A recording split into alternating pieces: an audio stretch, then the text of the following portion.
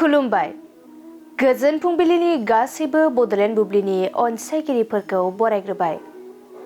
दिनै 14 अक्ट'बर समबारनि फानजामुथिखौ फरायथिनो लादों आं उदांस्रि मुसाहारिया। फानजामुथिनि गिबियाव दं मेष राशि।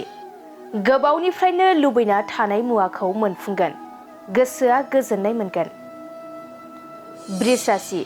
समाजनि बायदि मोजां हाबा मावनो खाबु मोनगोन, बयजोंबो मान होजागोन। मिथुन राशि। गोनांथार खामानि मावनो लानायाव गुबुना नोंथांखौ हेंथा होगोन, खामानिफोरा आद्रा जानानै थागोन। कर्कट राशि। माबा मोनसे बाथ्राखौ साननानै गोसोआ गाज्रि मोनबाय थागोन, गोसोआ उसुखुथु मोनबाय थागोन। सिंह राशि। नोंथांनि थांखिया जाफुंसारगोन, न'खराव गोजोन सान्थि फैगोन। कन्या राशि। गावनि मोजां मोननायजों अनलायनानै थानो हागोन, सोमोन्दोआ गोरा जागोन। तुला राशि। नोंथांनि मोजांखौ नुनानै गुबुना हिंसा जागोन, सांग्राङै थानाया गाहाम जागोन। वृश्चिक राशि। दावबायनो गोसो गैयाब्लाबो दावबायनांगोन, देहाखौ जोबोरैनो मेंनाय मोनगोन। धनु राशि। गोसोनि साननाय हनायफोरा जाफुंगोन, गोसोआ गोजोननाय मोनगोन। मकर राशि। हरखाबै देहानि थासारिया गाज्रि जालांगोन, जानायाव सांग्रां जानानै जानांगोन। कुम्भ राशि। गोब्राब नाजानायनि गोथार फिथाइखौ मोनफुंगोन, गोजोन खुसिनि सान जागोन। मीन राशि। नोंथांनि आखाइनिफ्राय रांखावरि जोबस्रांलांगोन, मुलाम्फा गैयै सान जागोन। दिनै सानसेनि राशि फरायथिनायाबो एसेनोसै।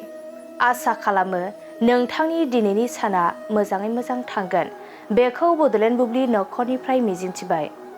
गोजोन्थों। गोजोनथाव खौरां। टिभिएसनि गारि लानो गोसो गुदुं जानाय सुबुंफोरनि थाखाय मोनसे गोजोनथाव खौरां। चिरां जिल्ला बिजनीनि बागुरुम्बा टिभिएस गारि श'रुमा नोंथांमोननि थाखाय दुर्गा फुजानि धामाका अफार लानानै फैदों। बाइक आरो स्कुटि गारि सालायनो मोजां मोनग्रा रायजो राजाफोरनि थाखाय बागुरुम्बा टिभिएस गारि श'रुमा धामाका अफार होना नोंथांमोननि गेजेराव मोनसे मोजां खाबु होगासिनो दं। बिजनी स्टेट बेंकनि साखाथिनि CRPF केम्पनि उल्था सोनाब फारसे थानाय बागुरुम्बा टिभिएस श'रुमाव डाउन पेमेन्ट होनानै नोंथाङा टिभिएसनि गारि लानो हागोन। नोंथांमोना बागुरुम्बा टिभिएस श'रुमाव फैनानै नोंथांनि लुबैनाय बायदि टिभिएसनि गारिखौ लांफैनो हागोन।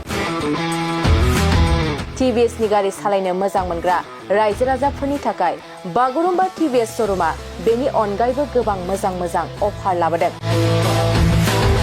बेफोर अफारफ्रानो जाबाय जेरै गंनै हेलमेट फ्रि, फुल टिंकि पेट्रल फ्रि, फ्रि एसर गिफ्ट आरो टिभिएस कम्पानिनि गासैबो मडेलनि एक्सचेन्जनि खाबुआ एभेलेबल जागोन। आरोबाव गुबुन मोनसे मोजां खाबुआ जादों फाइनान्स लागिरिफ्रा डाउन पेमेन्ट होनानै खम बेसेनाव टिभिएस कम्पानिनि गारिखौ लानो हागोन। लोगोसे आबुङै मिन्थिनो आरो बुकिं खालामनो थाखाय 7002132259 एबा 8638131734 जानबुं नम्बराव कल खालामना खौरां लानो हागोन।